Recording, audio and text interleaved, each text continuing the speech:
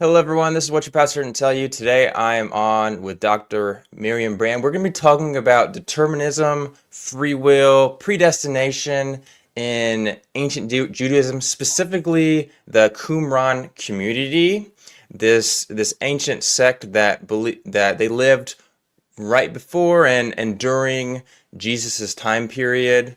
So they believed a lot of really interesting things. Dr. Brand has written on this topic, and people probably will be shocked at some of the stuff that they wrote about. How are you doing today, Dr. Brand? Doing well, thanks. How are you doing? I'm doing wonderful. So, as I was saying before, Dr. Brand has written a at least one, well, multiple works, right? Well, mainly one book. I've written a commentary on Enoch. I've written several articles. Of course, the book is based on my PhD dissertation. The book is called "Evil Within and Without: The Source of Sin and Its Nature," as essentially as reflected in the Second Temple text that includes Mhm. Qumran text and also text from that period outside of Qumran. And one of the things that I say in terms of the way that these beliefs, I was really looking at determinism, kind of deterministic beliefs of free will, how those interacted with with approaches to sin. Did people think that Mm. sin came from demons, or did sin come from evil inclination? And essentially, they intersect, but one doesn't determine the other. In other words, you have deterministic beliefs where it's evil inclination. You have free will beliefs where it's from a demon. But Mm. one of the things that I did see in terms of determinism versus free will, and this is very important when we look at ancient texts, is that we in the modern world, and I've done that myself, even when dealing with these ancient texts, we want everything to be very, very consistent. And in ancient texts, they don't quite have it. And I'm talking about things not from, let's say, the Hellenistic world, not from the Greek world of Greek philosophy, even though in the world of Greek philosophy, they're not completely consistent. If we look at Philo, for example, he's not completely consistent. But in general, what even the thinkers are trying to do is they're trying to deal with certain issues in that Mm. text, or in that context, rather, as opposed to being completely consistent. So I'll explain what I mean specifically. In my book, what I found was that in prayer, and this is still true in Jewish prayer today. In prayer, one tends to minimize one's own free will and emphasize kind of deterministic aspects. You say, "God, please help me against the evil inclination. I can't do it myself," kind of thing, right? Because in prayer, you minimize yourself. Carol Newsom called it the masochistic sublime, that you had come into this state where you're very, very small. And she was talking specifically about Qumran prayer.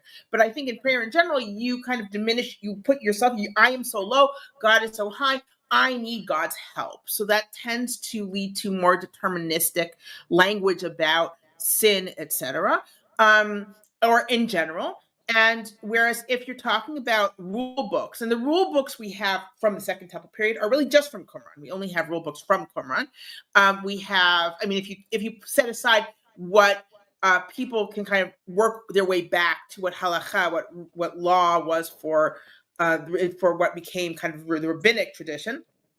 But we don't have the books. We don't have like introductions to rule books, only from Qumran. And in those introductions to rule books, despite the fact that, as I guess we're going to discuss, um, Qumran tended to be their belief system was very deterministic, and they believed in like predestination, essentially that that you're born to be a member of the sect, essentially. You were meant to be one of the righteous by God from the beginning. This is something they believe in. At the same time, when they introduce the rule book, they keep emphasizing free choice. Like in the Damascus document, it's choice is mentioned again and again. You have to choose God's commandment and not your will. You have to choose. You have to choose because when it comes to rules, when it comes to accepting the law or accepting rules, it's very important that you not say, "Oh, hey, well, it was determined that I would break that law." No, no, no, no, no. You chose. You have to know what the choice is before you, and you have to choose correctly.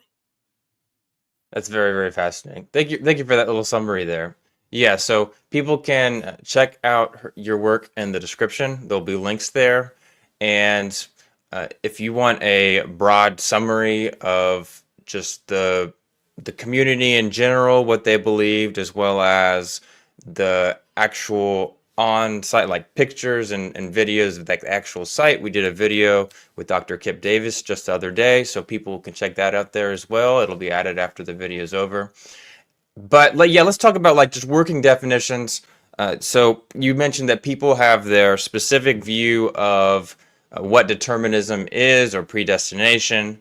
So could you possibly talk about maybe what people typically think of that as, and then if you need to add anything else about what maybe Right. the Qumran, like what we're looking for, might not exactly match up with what we specifically believe is that.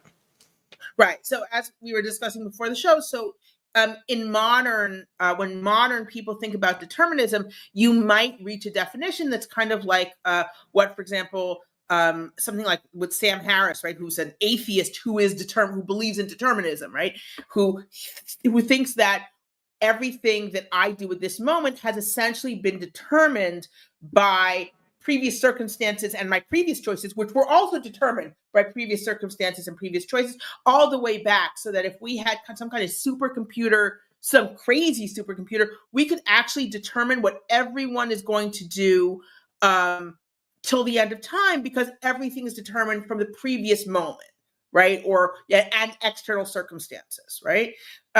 So that idea, which is a logical idea, like there's a logical argument for that to be true.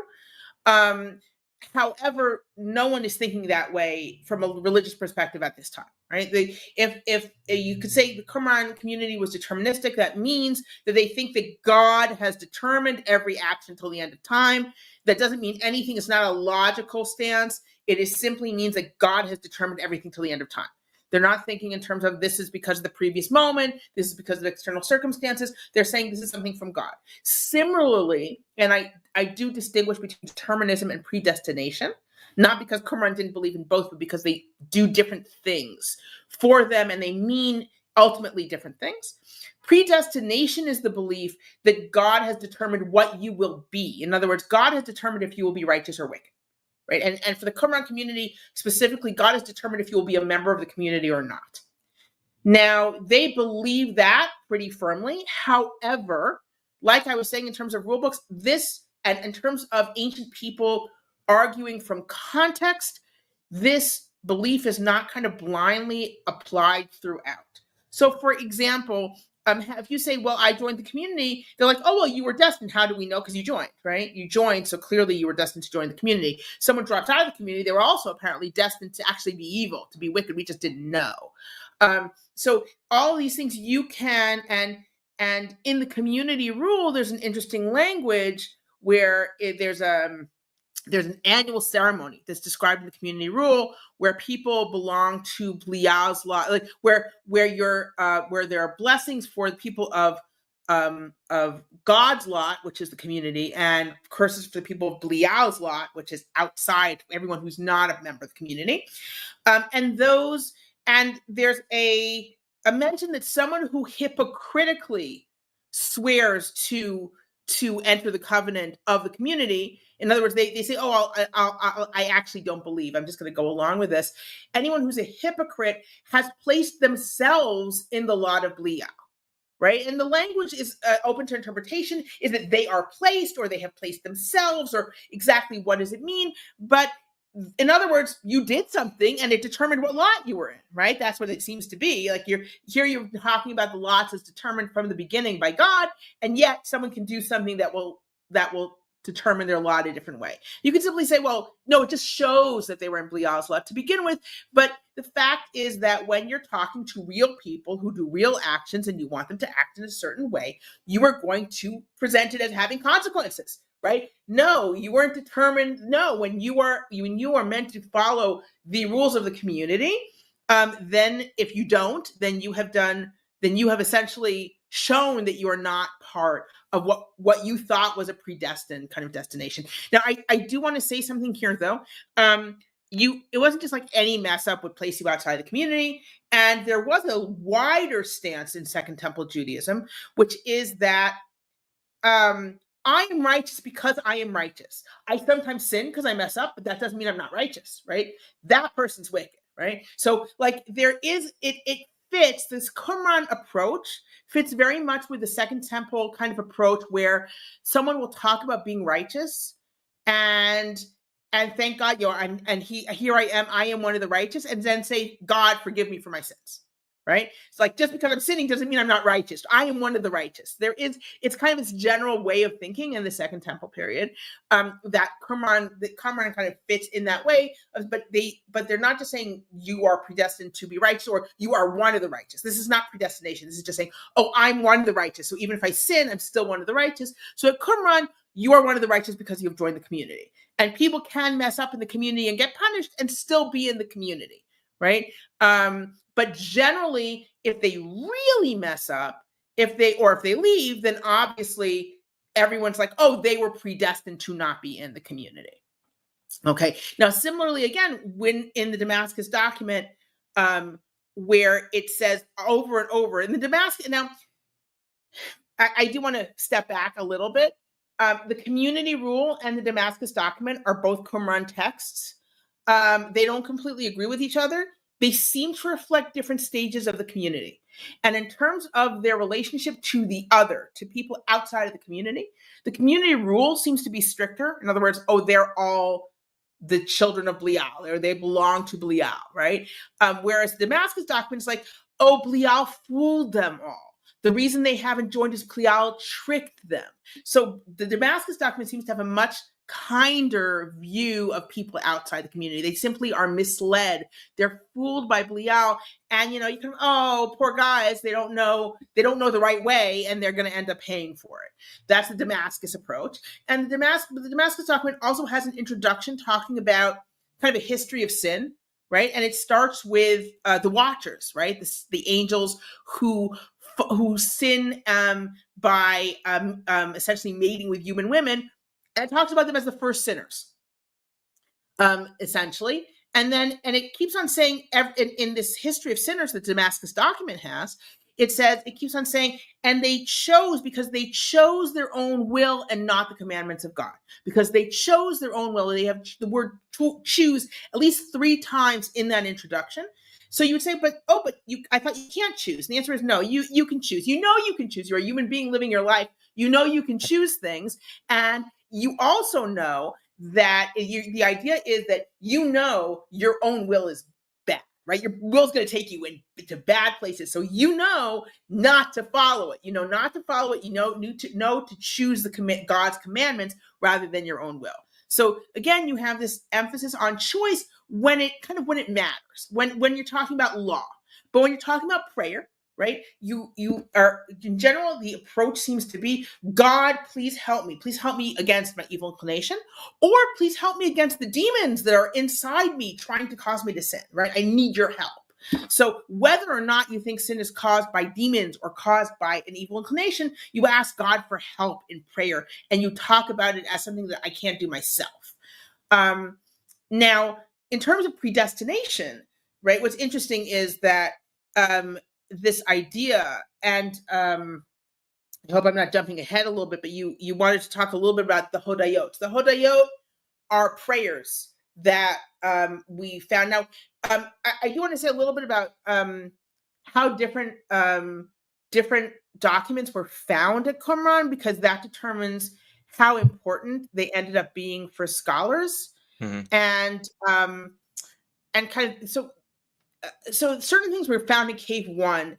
Those things, and also, okay, so another issue is the things that found in Cave 1 are important because they were wrapped and put in jars, and someone did that, right? So someone was keeping these things for posterity. That's one of the reasons why the earlier scrolls that were found much more complete, because they were wrapped, they were put in jars, they were kept. And it seems like this was some kind of archive for the community. In other words, they're like, okay, this is important enough. We want to keep this in a way that in the future, or if we have to run away, whatever it is, that it will be accessible as a whole work that's preserved.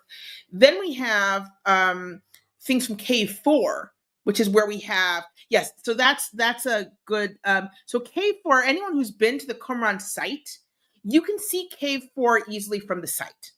Right? So you see the little green dot, that's the Qumran site, which is right near Cave 4. K4Q. The Q is actually for Qumran.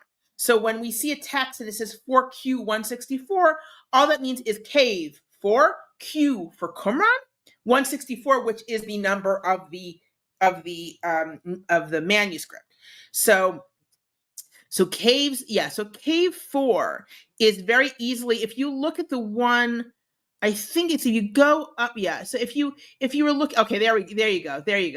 Okay, so cave 4, you can, in fact, people used to actually be able to kind of crawl down into cave 4. They don't let you anymore. You would kind of be a little bit nervous trying to do it, to be honest. But and cave 4 has ledges that some people think were actually shelves. Cave 4 actually had this tremendous number of texts that weren't published until much later because of the strange history of the scrolls, the scholarly study of the scrolls. Cave 1, which was, of course, was Cave 1 because it was discovered first, had some very well preserved documents. Cave 1, you can't really see the entrance easily from the site.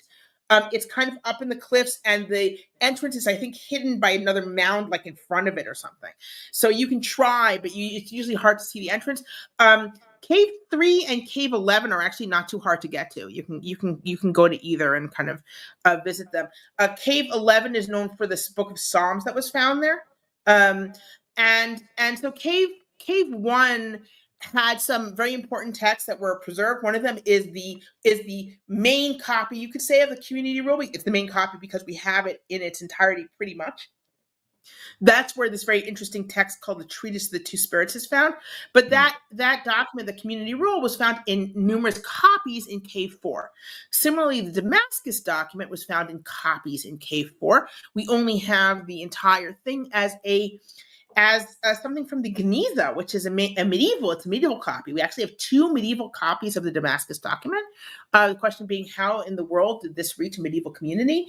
One of the possibilities is that at a certain point in the land of Israel, there's, I think it was an Armenian patriarch, I believe, said they found some Hebrew scrolls in a cave, and he said to the Jewish community, "Come and get them; they are yours," because they are Hebrew scrolls in a cave.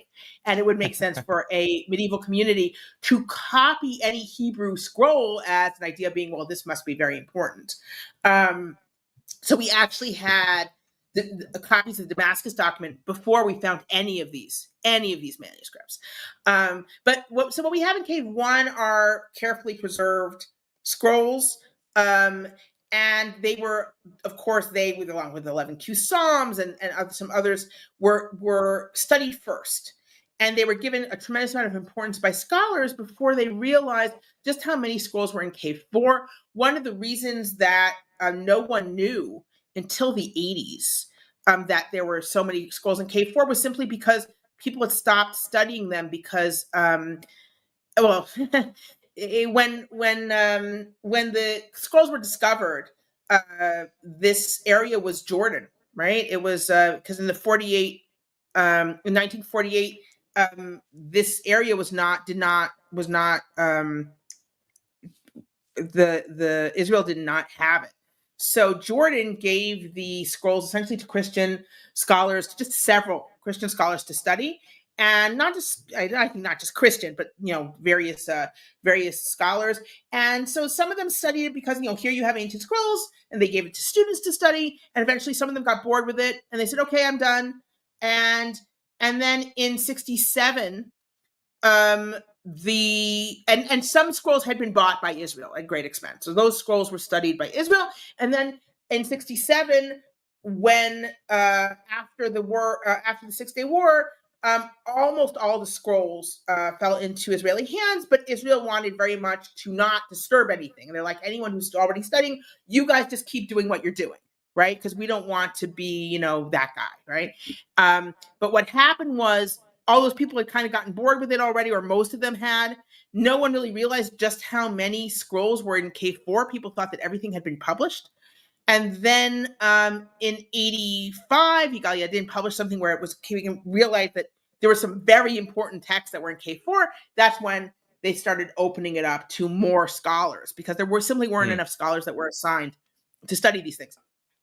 So with that whole story was to tell you why certain texts get more importance when we think about the theology at Qumran than other texts, because those texts were studied first. Now, sometimes that's with good reason. In other words, if you have a scroll that's carefully wrapped and carefully put in a jar, isn't it more important than something that's found torn up in K4, even though what K4 seems to be the active library of the community? In other words, that seems to be where they kept the scrolls that they were going to and reading every day, because it was right near the site, right? So we have, right, so there's the site, and you can see, if you look around, I think if you rotate it a bit, because I can't see the K4 from, you can actually see, rotate it up a little, and around. Are you looking for maybe. K4? No, looking for K4. Yeah, It could it's be that right. you're just not. It's just It's right in the not. corner here. You should be able to see right there. Yeah, it's right there. Like, yes, there you go. And so and if you're there, you'll see it even much more clearly. It's not something that one of us would think of just hopping over to, but in the ancient world, they hopped a little bit more, and also I assume they had a better path at the time to get there.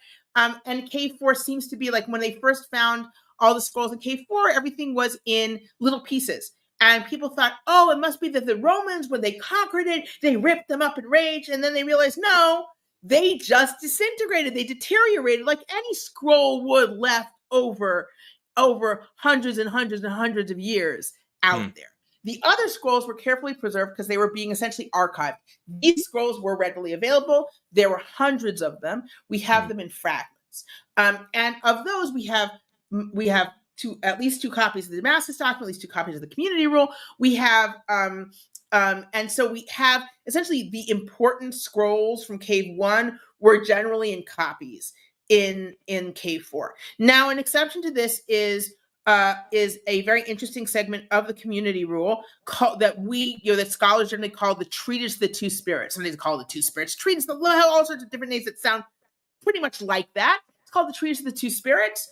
And it is part of the community rule of Cave 1, but it's not found in any of the copies. And this text is a very unusual text for Qumran, even though if you look at any scholar in the early days of studying Qumran, they simply took that text as if it was the theology of Qumran. They said, oh, okay, this is it. This is what they believed. And now I would say it's probably a pretty decent consensus that no, it's not what they believed. It happened to be put in one copy of the community rule, and I think it's because it was an external text that managed to kind of wrap different ideas together. But it's actually not similar to pretty much any other Qumran text that you're going to find talking about determinism or predestination or specifically sin, because that's really what it's about. Well, I shouldn't say that's what it's about. I care about sin, so that's why I think that's what it's about. It's much more about kind of predestination, what makes you good or wicked, things like that. So I'm ready to dive into whatever text you'd like to kind of discuss. Yeah. I kind of just gave a very wide overview. Okay, cool. So just for clarity here, so you said that the treatise of two spirits, you said that text, while it was held with other texts in the community, it didn't necessarily match up with what we know about the general beliefs of the community. Is that right? Okay, so let me put it this way.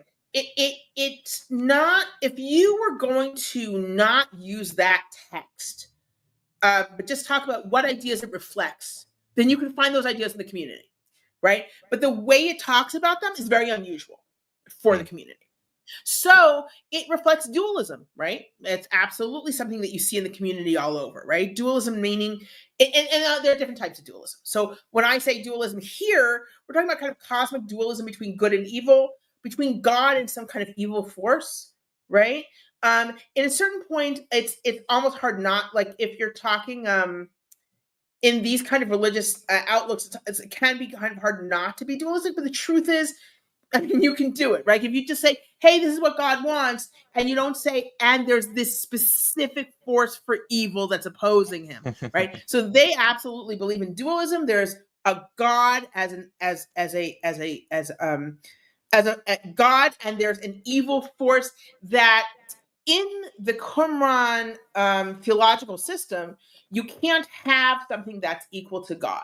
So like sometimes it's unusual, and in fact, this is true in Judaism up to today. You can't have a Satan character who actually actively opposes God. That doesn't make any sense, because God is all powerful. So there's nothing that can really oppose God.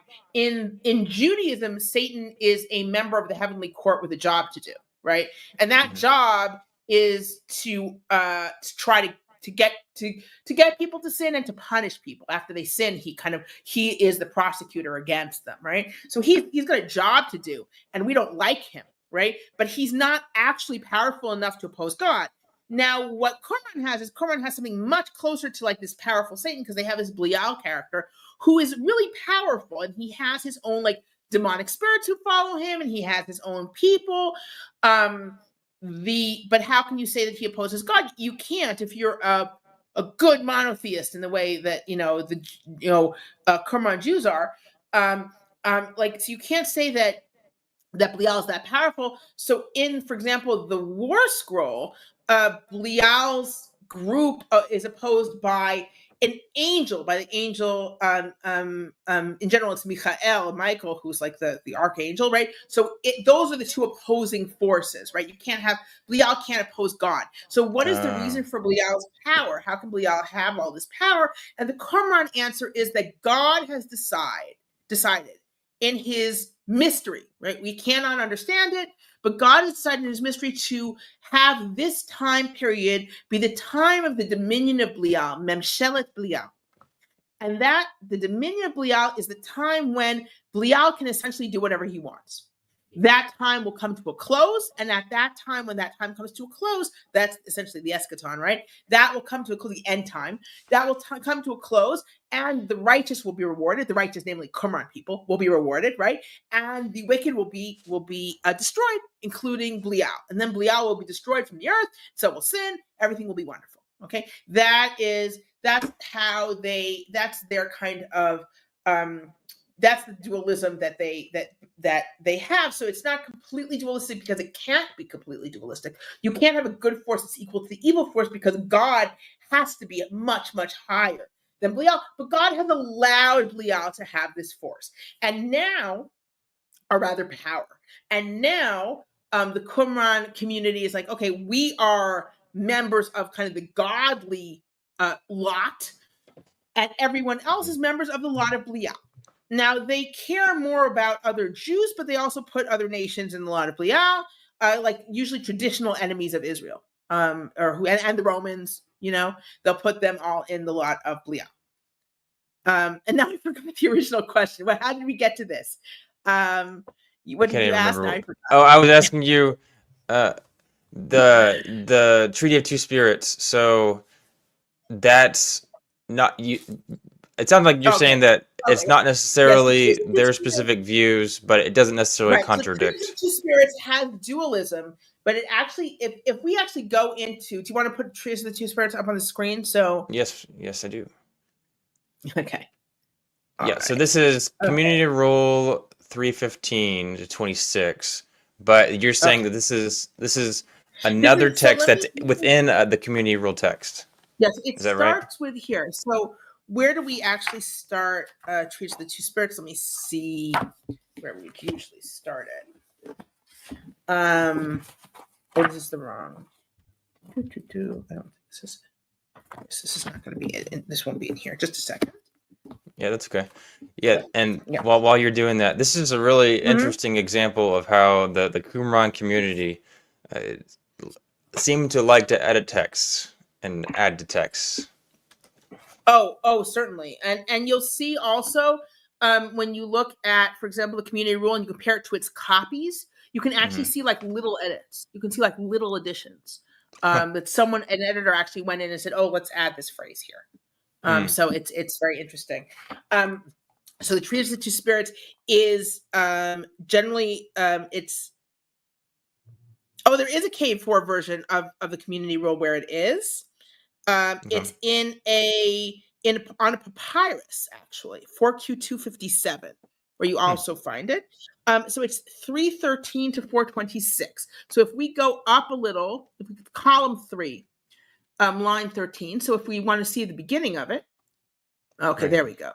Right. For the wise leader that he may instruct. Now, again, this is the wise leader is the leader of the community. So it is absolutely presented as a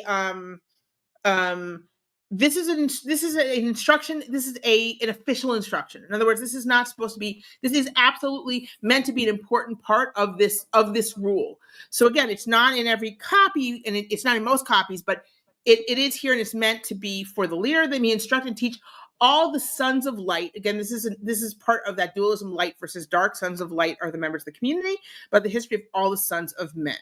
So again, if you will move forward a little bit so that because it's a long thing. So it's, yeah, here we go. From the God of knowledge comes everything that is and will be. And that's the determinism. Now, again, determinism is something the Qumran community absolutely believed in. So this is an idea that you absolutely see elsewhere, where it starts to be a little bit unusual. From a spring of light, I'm reading line 19 now. From a spring of light come the generations of truth, and from a well of darkness, the generations of injustice. Control over all the sons of righteousness lies in the hand of the prince of lights, and they walk in the ways of light. Complete control over the sons of injustice lies in the hands of the angel of darkness, and they walk in the ways of darkness. This is a little unusual. The idea that there's an angel of light, you do see it a little bit. You see it a little bit in the Damascus document in one passage. You see it interestingly enough in a text about Amram, the father of Moses, right? Where he is describing two angels that come to him essentially in a dream. And they're like, who do you choose to be with? And there's a light angel and there's a dark angel. And the light angel's in charge essentially of righteousness, right? And that is a text that we just happened to, it's in K4, right? It's from K4. We have it in a fragment.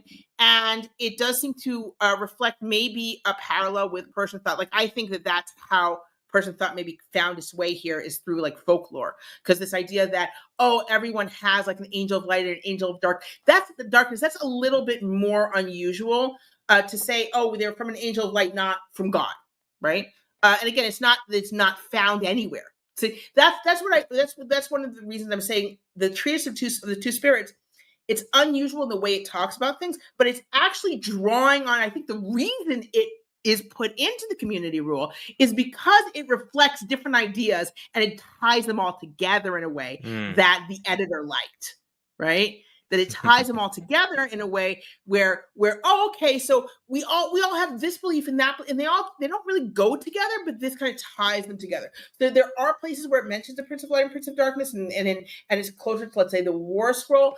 And then then it becomes about the people themselves. So if we continue on all their reflections, and here, and then it goes, and their deeds of transgression are under his control in the mysteries of God until his time. Now that is a hint to Memshelet Belial, to the dominion of Belial, but it's not calling the angel of darkness Belial. So again, anyone who's like, oh yeah, I know who that is, that's Belial, right? And there are different ideas that are kind of floating around at Qumran, not even just floating around, they're kind of basic, and it's kind of tying them together in ways that they don't usually talk about Belial necessarily this way. And all their afflictions, their times of distress are brought about by his rule of hatred. All the spirits of his lot make the sons of light stumble, right? That's a classic way of talking about Belial, even though he's not named as Belial here. All right, and then continue on. Just scroll down to column 4, because it's long, so I'm just kind of skipping around. Sure. Okay. All right. And then it changes. Okay. The idea was that the Prince of Darkness commanded all these bad guys, and the Prince of Light commanded all the good guys, right? And Prince of Darkness is trying to make everyone stumble. And then you have all of a sudden all the ways of true righteousness. What are the different spirits are actually attributes of people, right? So this is it's changed all suddenly, right? So you're not talking about two external angels, you're talking about spirits within a person, right? These are their ways in the world to enlighten the heart of men. There are two ways, good and bad, right? And these are the good attributes, and these are the bad attributes. Okay, continue on, please.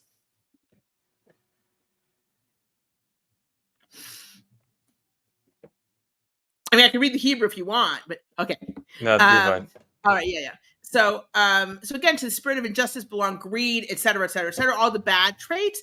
And then the angel of light has all the good traits, all these. And then it says here, continue on. So in this, sounds like there are the people who walk in the bad ways and people who walk in the good ways.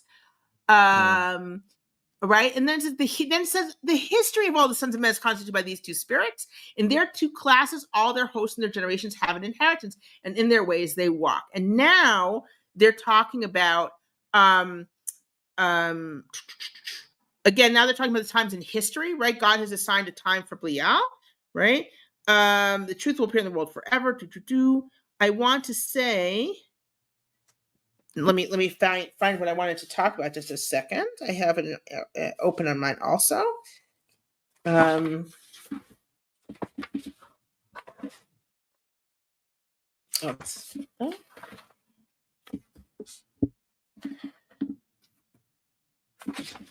There was one real interesting text while you pulled that up. It says, Sure. according to a man's inheritance in truth and righteousness, Yes, so there we he go. hates injustice, and according to his share in the lot of injustice, he acts That's what I was looking wickedly for. Thank through you. it, and so Yeah. loves truth. And then what's really interesting here is now note this. go Yes. for it. So look at this. Yeah. So sorry. So normally in the way, and Qumran thought as well, predestination means you belong to one lot or the other. It's pretty total. Like you can belong to the lot of God and mess up, right? But you belong to one or the other. Here it's no, there's a share of it. According to their inheritance, so he hates it. According to his share in the lot of injustice, it's not quite so total. Let me see if I can find the Hebrew. I can scroll up. It's pretty much like that. There's according to, it's like according to the way, like, so it's not according to their inheritance, they'll hate evil or not, right? For God has established them in equal parts until the decreed end of the renewal. So now it's saying something different. Before it was there are wicked people and there are righteous people. Now it's there's wickedness in people, inside people, and God will get rid of it. Right. And so it keeps switching in terms of the way it's talking about it. But you can find all these ideas at Qumran. The idea that, hey, you're either one of us or you're not one of us. That means you're either righteous or you're not. And the idea that, hey, we each have wickedness that we have to fight against. Right. So like all of these ideas are out there. Right. But this is the only place where it's talking about it like this in terms of two spirits. Two spirits, two angels. Right? The way it's talking about it and the dualistic way it's talking about the extreme dualism. This is, again, it's drawing from, there are other places where it talks about dualism in terms of Belial versus God, etc. But this way of saying, okay, we're going to put everything is laid out, right? But it keeps switching where it's good and bad people who have been predestined. And then all of a sudden, wait, no, everyone's got parts of wicked and good in them. And that's going to be the way it is until the end when God will destroy all wickedness from people. Right, so it's different. It changes, right? So there's the theory is that this actually, and I believe Duhame has written on this, is that this in itself is redacted. Like this whole aspect, different pieces were kind of put on and tied together. Now, again, a lot of people are saying, and because anyone who's like read a lot of Qumran stuff will say, hey, this is weird. This actually isn't the way they usually talk about this stuff. Again, it reflects different ideas, different theological ideas you will find at Qumran, but they don't talk about it usually in these terms, and especially in the terms of spirits, and especially laying it out this way.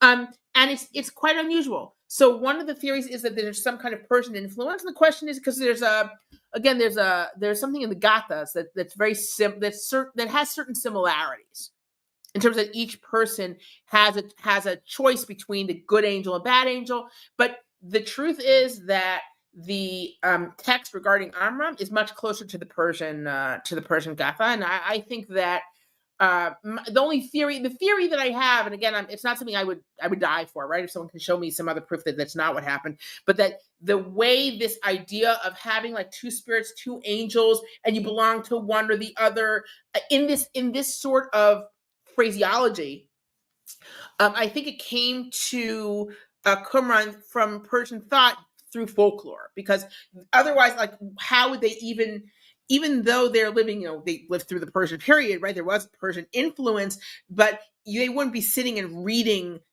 or even understanding Persian prayers and religious texts. But Mm, it could have reached them through stories, right? Stories like mm, the Amram story, where, hey, there's this patriarch and he has a dream.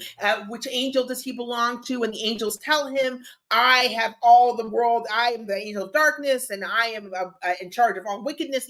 Things like that. I think that may be how it reached Qumran.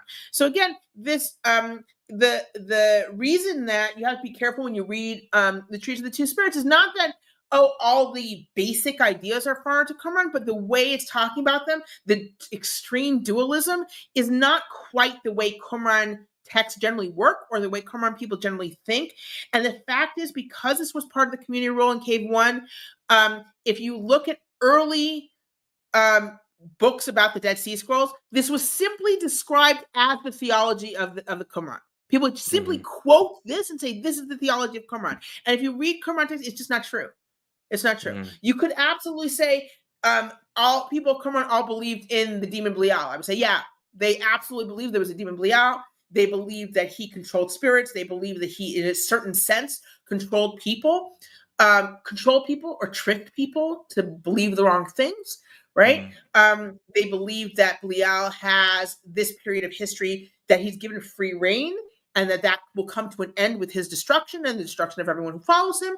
I would say these are things that are basic to Qumran belief. But if you talk about Treatise of the Two Spirits, that everyone believed that there are two spirits, an angel, and they determine qualities, and you just don't see it elsewhere. You don't see it in mm. the same way elsewhere. It's really Again, fascinating. determinism, yes. Predestination, yes, but not in this way. Interesting. Okay, thank you. I Yeah. really appreciate the explanation. Yeah. Yeah. Something else I wanted to Mhm. mention real quick. It says, "For God has established them in equal parts until the decreed end and the renewal, and He knows the works of their deeds for all the times." Yeah. And He's given them inheritance. There was one other Right. thing I wanted to mention real Right. So I quick. do want to say, so Uh-huh. that's unusual. So again, this idea that God has determined an equal amount of good and evil in this period, and Yeah. that doesn't really work. It actually, in Persian thought, there's something called Minog. I believe that's the way you pronounce it. Minog, which is the current period, which is a mix of good and evil. So it's Mm, closer to that. But that's not what they believe or the way they talk about the current period of history anywhere else in Qumran. That God has given it to be equal parts good and evil. It's not. That's not how they talk about it. They talk about much more of this is a period of evil. And mm, and the reason to talk about it, this is a period of evil, is because they were persecuted, or they felt persecuted. What they were, they weren't. They felt very persecuted, and they were very distressed that people weren't accepting their interpretation of the law is correct, when they felt it was clearly correct. And so to explain this, they said, well, this is the age of Belial. Belial is ruling now, but this will come to an end. And again, you see in different documents. So in the Damascus document, they say this is the time of the rule of Belial. Belial is tricking everyone. Those poor people, they're tricked. The only people who Belial can't trick are the members of the community. Whereas in the mhm, community rule, it's like, oh yeah, they belong to Belial, those people, and we belong to God. We mm, belong to the law of God, and they belong to the law of Belial. So it's a different way of thinking about people who are outside the community. mm. I see. Yeah, thank you for that. Just wanted to Mhm. stress real quick that we briefly skipped it over. Just wanted to make sure we didn't miss it. So there Yeah. was one other part where, oh, I did skip it over myself. Awkward.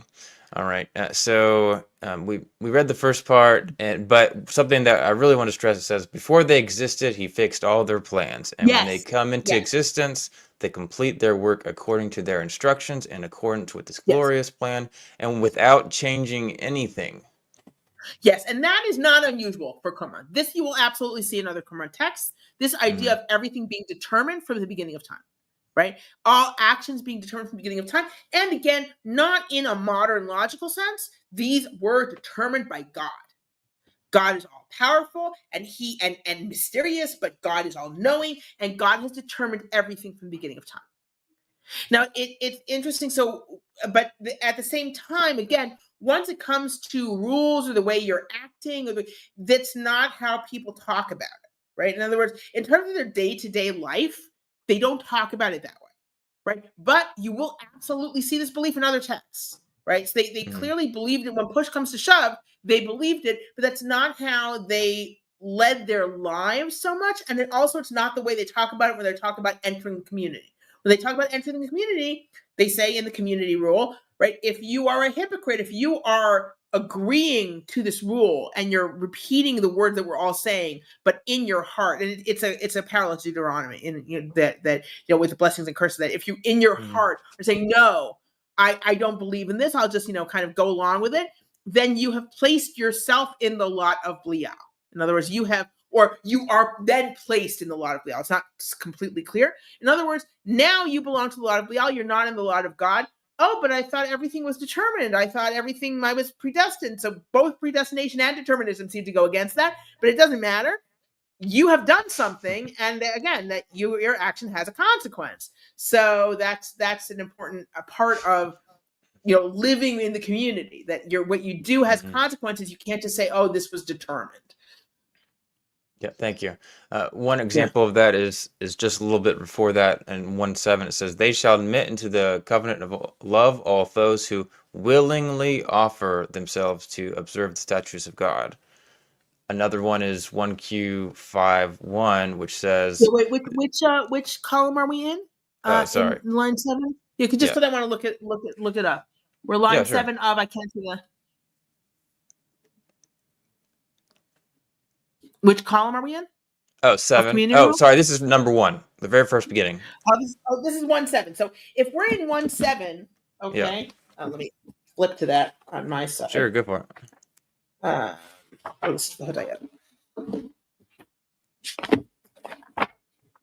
So, this is great. Hold on. So at 1:7, we're already out of. So you have to distinguish. So again, there's the so if we go back to the beginning. So here we are in the beginning of the rule of the community. We're not in the treatise of the two spirits now. We're in the rule of the community, right? So this is talking about this is the classic introduction again, and it talks about determinism, how everything has been determined from the beginning, right? But how people need to join. Right. Again, this comes back to what I was talking about, the rule book, the community rule, Master's document. These are rule books. These are books that are rule books with introductions. So in this introduction, it has to acknowledge the fact that people need to choose to join, not just choose to join, but choose to remain. Because this is also a choice. Now, it doesn't use necessarily the language choose here, but again, like you said, is willing to willingly enter. That is a big part of any of these rules, because you have to do them. You have to agree to do them. And again, at the same time as it says, oh, everything's determined by God, you have to join, right? They have to willingly offer themselves. Excuse me.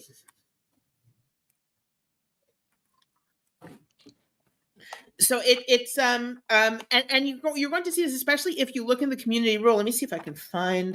This is the Messick. Here. I'm looking actually at. And I did want to say another thing, which is that the extreme level of, you could say, determinism is, you can see in the War Scroll, because the War Scroll says this is what's going to happen at the end of time, and not only are there going to be battles, some battles will be lost. These are the battles that will happen. These are the battles that will be lost. These are the battles that will be won. It's already been determined. This is how it's going to end. Right? So it's that level of determinism saying, hey, everything's determined. Because the question is, why would someone want to believe in determinism? Right? Let's say you're not Sam Harris, you're not doing this logically, right? You'd say, why would I want to believe in determinism? And the answer is, first of all, because if I'm going through a tough time, this is all from God, this has already been determined, but also, the end is determined. That good ending, that happy ending, has already been determined. Everything that's happening now, all the bad stuff, that's been determined as the precursor to the good. Right. And you'll still see that. I mean, today people will say, oh, well, this was meant to be because blah, blah, blah. Or I see now, looking back, that everything I've been through has really made me that strong. And that's kind of what they're doing. Sometimes they'll actually say was meant to make me a stronger person, etc. So that's the sort of thing that's the reason to believe in determinism, especially if you're going through a really rough time, which the Qumran community absolutely sees themselves as going through a rough time. Even though it seems like at least economically, they were doing, at least for a certain period, quite well, right? They're living with communal property, at least in some of the accounts, living with communal property. And it talks about the rations. The rations are pretty nice. In other words, they're eating well. It seems like they had a decent, industry there. It's not a bad place to be if you're, it feels a little desert-y now, but like it's close to the Dead Sea. It's near kind of these kind of oasis near En-Gedi. It's a good place to grow dates, so it's not a bad place to live. It's not far from Jerusalem. So they seem to be doing pretty well for themselves in terms of, economically, but in terms of being accepted. And this is what they wanted. They wanted everyone to recognize their law as the correct law. That was a big part of it. And then, of course, they also had certain theological beliefs, and it's always a question of what was more important to them. I don't think they actually made that decision, right? It was all together, right? But the fact is that while sacrifices were very important to them, they felt that they couldn't be part of the temple because the temple wasn't clean enough, right? They weren't careful enough about, first of all, they weren't keeping they had a different interpretation of certain laws regarding sacrifices, but also in terms of impurity. They had different interpretations regarding certain ways that impurity works, and also they weren't strict enough with who they let in, right? That's one of the things I always quote about Qumran, is that they complain, this is from a text called Miksat Maseh Torah, some words of the law, which is written as a letter to the king, or to the ruler, you could say. And it's saying this is the reason we separated out. This is why we separated out from the temple. And they're all kind of legal reasons. And a lot of them have to do with purity. And one of the things that bothers people is how can you let the deaf and the blind into the temple precincts when clearly they don't know the laws of purity, because they couldn't learn it because they're deaf and they're blind, right? So how can you let them in? How can they be pure, right? So this is something that the more, so this is something that the temple is allowing blind and deaf people in, and they have a problem with it. And they have a problem not because they're not like saying, oh, deaf and blind people are awful, but they don't care. They're not doing, they're not saying, oh, gee, we have to kind of allow you in because how can we not allow you in? They're like, hey, you can't know the purity laws. We don't believe you know the purity laws. So how can you be in, right? How can you come in? You're going to make things impure. Right, so they have these disagreements, and some things that are more understandable. They argue, when this is in the Damascus document, they present certain logical things. They're like, hey, obviously, they say in the beginning of the Damascus document, they're like, obviously, you can't marry your niece, right? Because there's a thing that in the Bible it says you can't marry your right, you can't marry your nephew, right? And I don't remember the language. I think the language is you can't marry your uncle. And they're like, well, it's clearly, and the guy Qumran, they're like, it clearly means both. It clearly means both. It's saying one, and it clearly means both. It means the both. Like, it's just saying it like, uncle, you can't marry your niece. It means the aunt, you also, or aunt, you can't marry your nephew. It means uncle, you can't marry your niece, also clearly. And that's a completely understandable interpretation. That's one of their arguments. But there are other ones that are like, well, clearly it's, a marriage, you can only marry one woman, because Adam and Eve, they say, and because Noah, the animals went in 2 by 2. They're like, there you go. That's in the Damascus document. So there are certain rules that they're like, hey, why doesn't everyone see this? Other rules that they consider kind of secret to them. They've had their eyes opened with these rules that people wouldn't necessarily have come to logically. But the fact is, no one's accepting their laws. I mean, not no one. They are, but it's not the law in the temple, including certain laws that were apparently kept by the Stokim, by the Sadducees, because we know them from the opposite side, right? In rabbinic, in the Talmud, it does sometimes, rarely, talk about, oh, the Stokim, the Sadducees said this law, and we say this other law. And we have 2 of those are mentioned in this letter, this kind of fictional letter, Miksat Maseh Torah, some words of the law. or some words of teaching.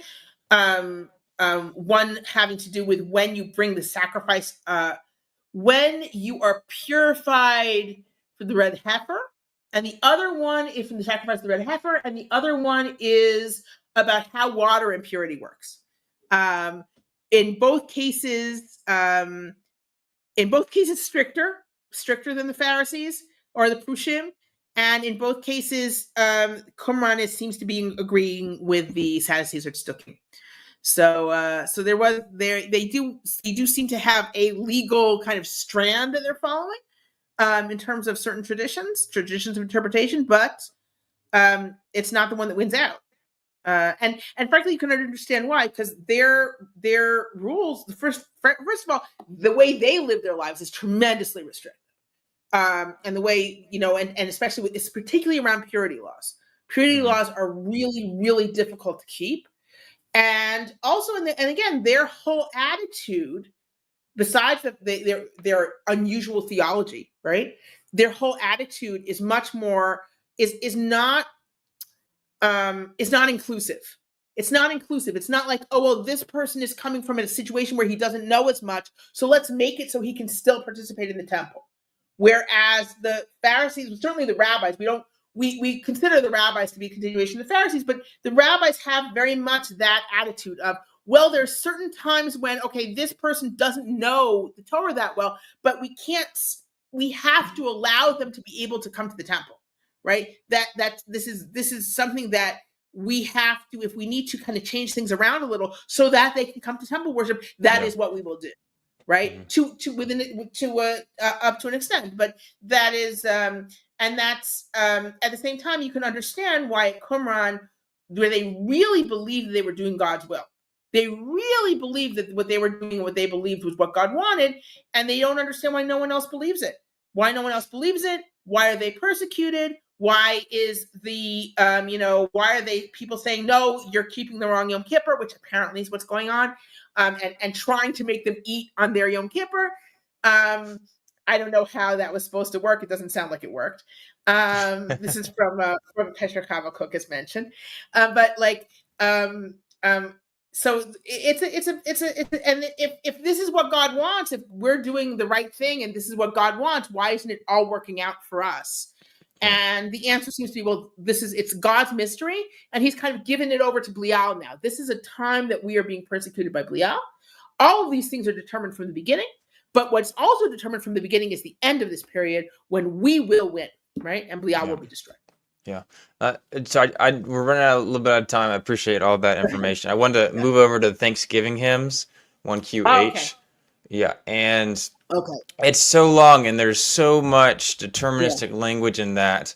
But maybe if you want to, you can point out something you want to talk about. But just, so for example, what you were talking, if you want to just put up on the screen some of the passages that you were talking about to me before. Yeah.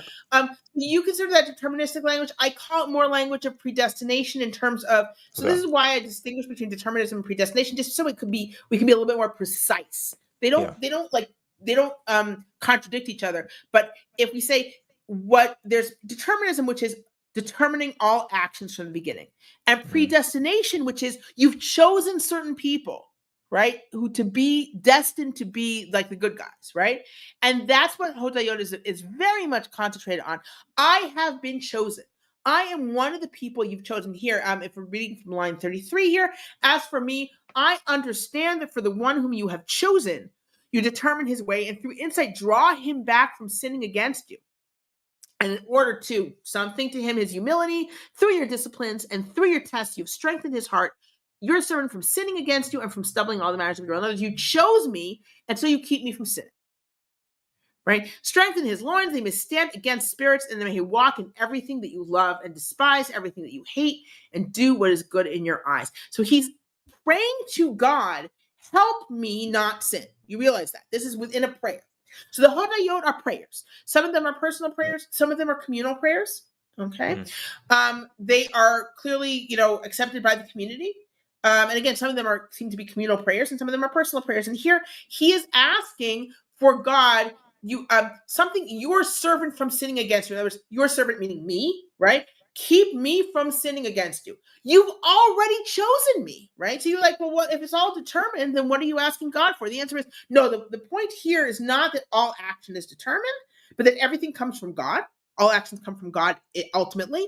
And also that in terms of predestination, you have chosen me. Something that the author of the Hodayot believes, and I'm melding, like some people say, oh, are all of them written by the same person? Okay, put that aside. But the author of the Hodayot talks about being raised to be with the angels, being raised in it, and that's God. It's all from God. God has lifted him, has purified him, and lifted him so he can pray among the angels, essentially. Right? God has lifted him to be among the Kedoshim, the holy ones, the angels. And that is all from God. Okay. And the idea that of the Qumran community, that they have been lifted to be like angels. We see that in the Songs of the Sabbath sacrifice, where also they talk about praying with the angels. Right now, also, frankly, in Jewish prayer today, we have the Kedusha, where we pray and we say the angels prayed this way, and this is how we're praying. That's also kind of the idea that we are praying, as it were, with the angels a little bit, right? We don't actually say, oh, we are now praying with the angels, but this is how angels pray. This is how we pray. And it's essentially like we are praying like the angels. So that's not that unusual an idea, but here in the Hodayot, he speaks about being lifted again to be with the angels, and he seems to really mean it, right?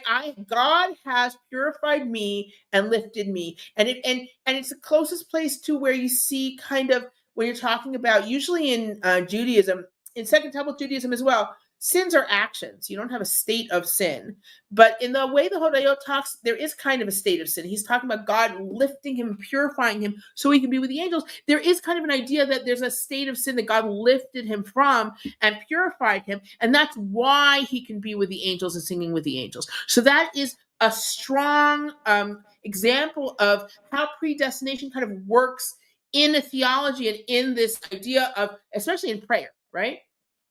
And I invite anyone to kind of read through the Hodayot in English. You will absolutely, the Hodayot is very clear in terms of the theological ideas.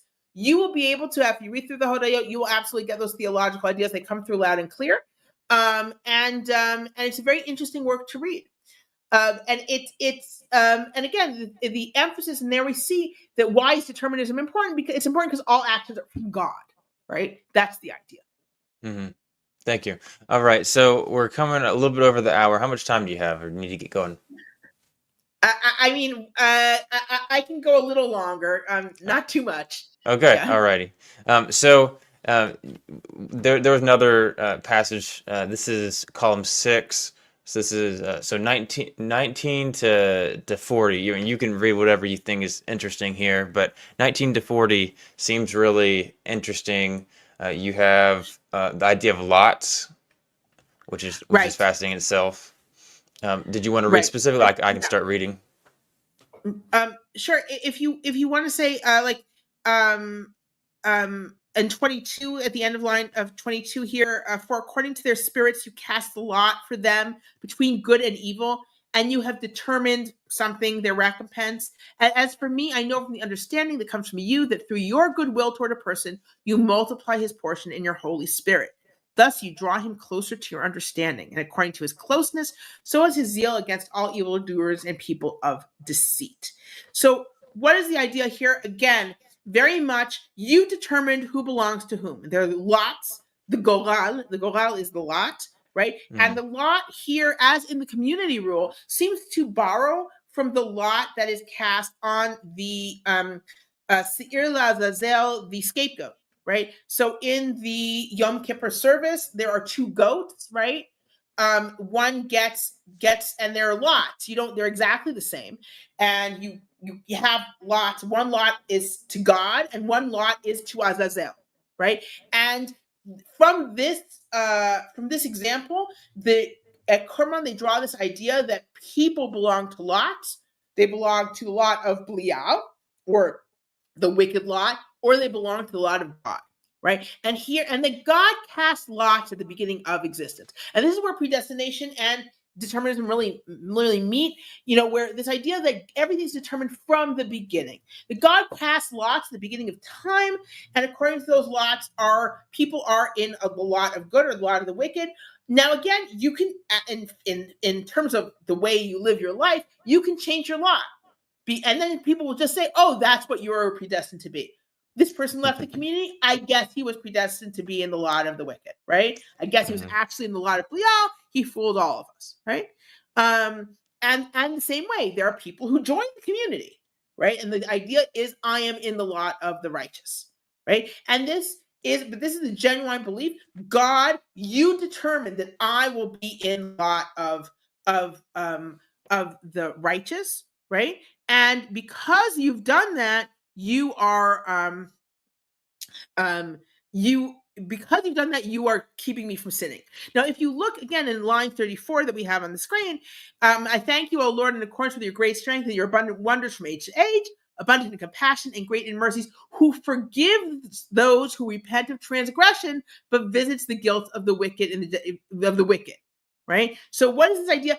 I can still transgress, but I repent, right? And God forgives me, right? But those wicked people, they're going to get punished, right? So that's always, and that's one of the things that I wondered when I was working on my book.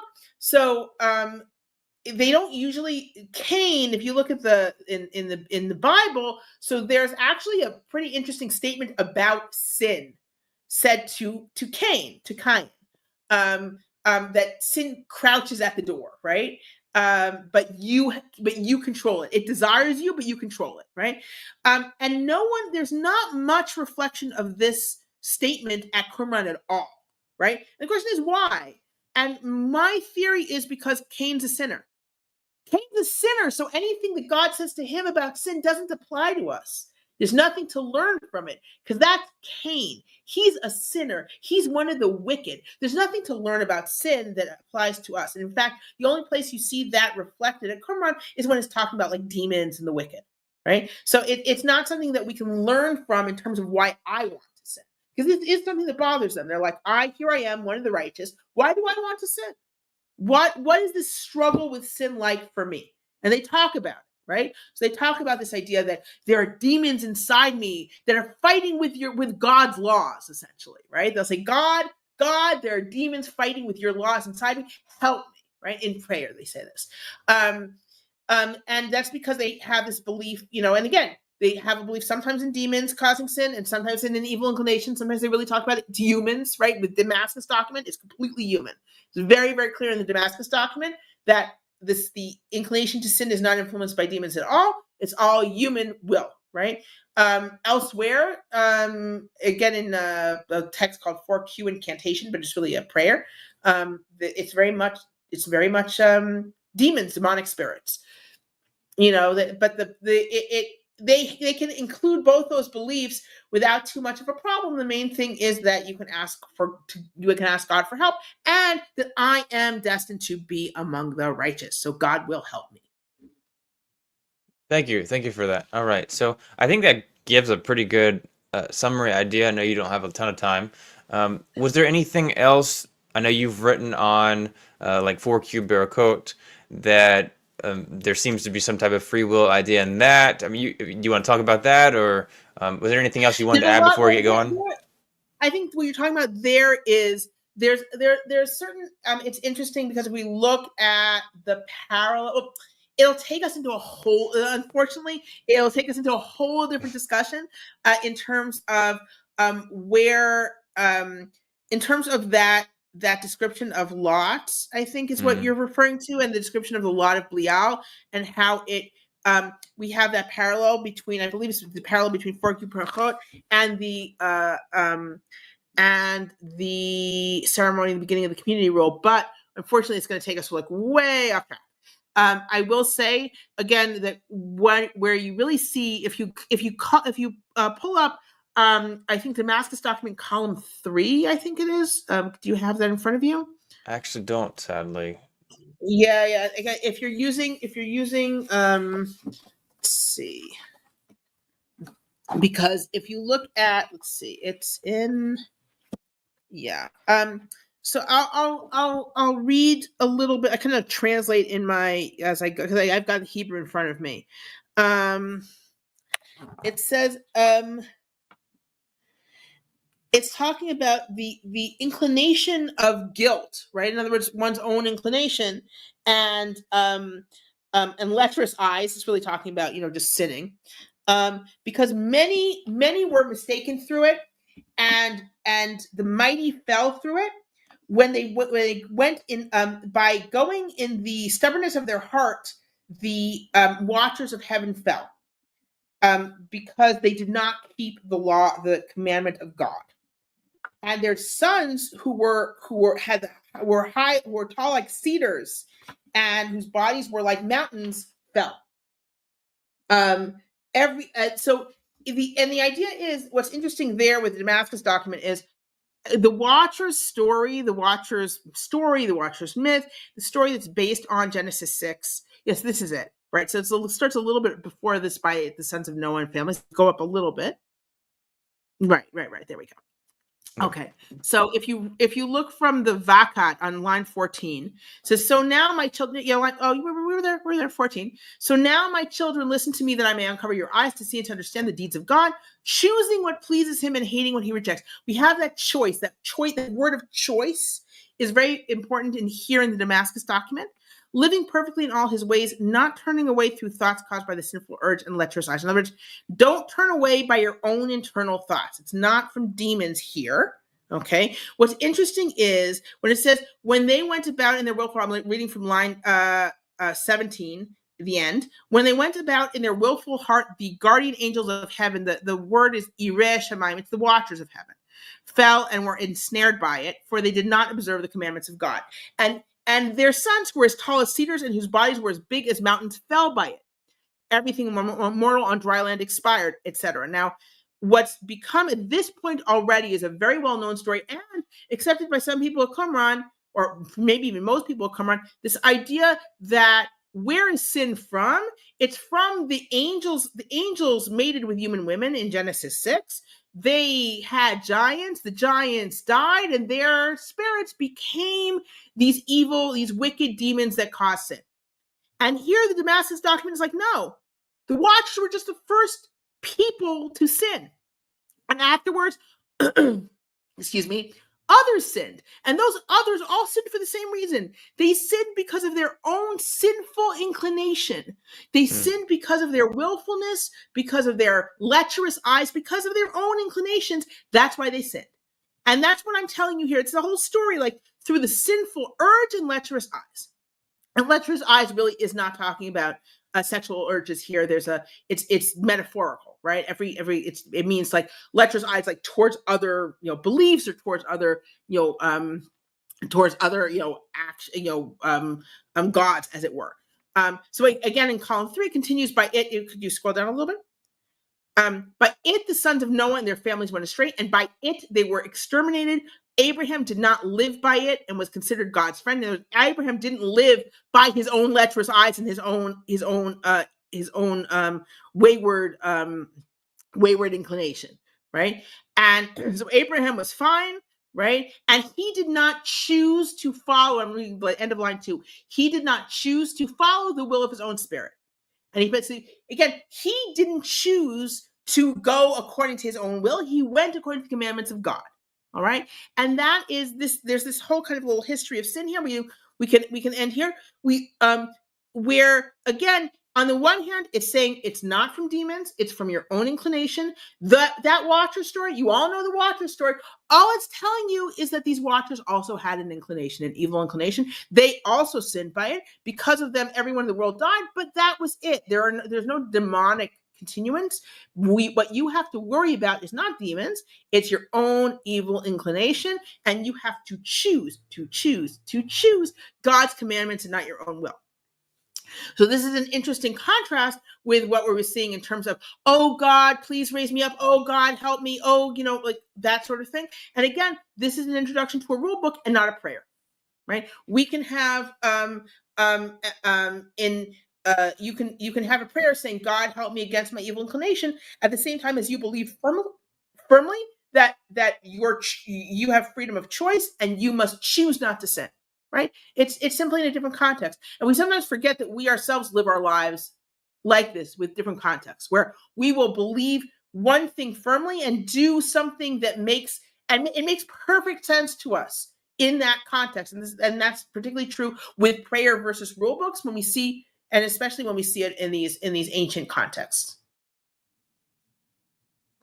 Much appreciated. Awesome. All right. Anything else you want to say before we get going? No, I'm really at the end of my time. I've gotta get going. So Okay, it's been a awesome. pleasure. Awesome. No, thank you. I really do appreciate you coming on here. A lot of extra wisdom that we never would have got just from reading the text. So it's really, really appreciate that. Awesome stuff. Thank you so much. Everybody check out your channel. You post a lot of awesome stuff on there. Yeah, Everybody check right out now your I'm work in the teaching, description. Ezekiel right now, so I'm a little bit Yeah. behind in getting the chapters up, but we're working our way through. Awesome. Awesome. All right. Well, thank you so much, Dr. Brand. I hope you have a great rest of your day. Thank you so much for coming on. Yes, thanks. Take care. Be well.